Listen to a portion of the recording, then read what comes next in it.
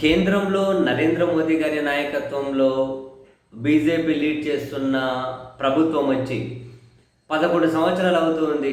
ఈ 11 సంవత్సరాల్లో ఒక్కసారి కూడా విపక్ష కూటమి పూర్తి పైచేయి సాధించిన సందర్భాల్లో, ఒకవేళ విపక్ష కూటమి ఏదైనా ఒక ఇష్యూ మీద ఆందోళన చేసే పరిస్థితి వస్తే ఇటు అధికార కూటమి మూకుమ్మడిగా వాళ్ళ మీద దాడి చేసేవాళ్ళు. కానీ ఫస్ట్ టైం రాహుల్ గాంధీ గారి నేతృత్వంలోని విపక్ష కూటమి పార్లమెంటు లోపల, పార్లమెంటు బయట, ఢిల్లీలో, గల్లీలో, లోపల, బయట, రోడ్ల మీద పూర్తి ఆధిపత్యాన్ని ప్రదర్శించి అధికార కూటమి మీద చెలరేగిపోతూ ఉంటే ఆ బీజేపీ లీడ్ చేస్తున్న అధికార కూటమి పూర్తి డిఫెన్స్లో పడిపోయింది.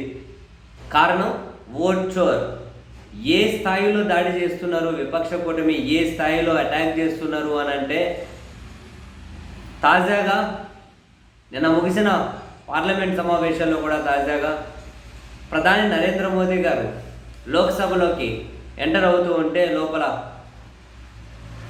సభలోకి ఎంటర్ అవుతూ ఉంటే విపక్ష సభ్యులు బల్లలు తెరిచి ఓట్ చోరీ, ఓట్ చోర్, ఓట్ల దొంగ అని చెప్పి బల్లలు తెరిచి కేకలేస్తూ ఉంటే మౌనంగా ఉండాల్సిన పరిస్థితి. ఇటువైపు వాళ్ళు కిక్కుమనలేదు.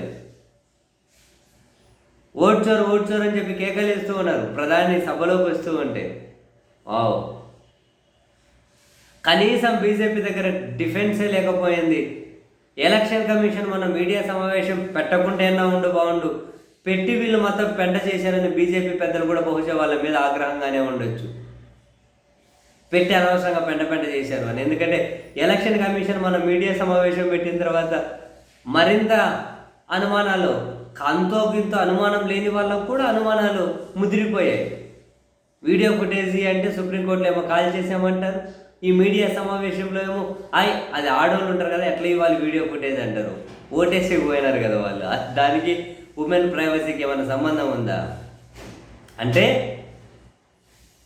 అసలు ఆధారాలతో సహా దొరికిపోయిన తర్వాత కనీసం కౌంటర్ చేసుకునే పరిస్థితుల్లో లేరు.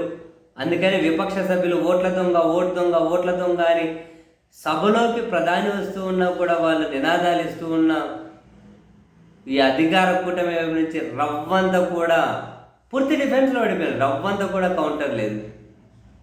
11 ఏళ్లలో ఫస్ట్ టైం. అందుకే కాబోలు. ఎందుకంటే ఇది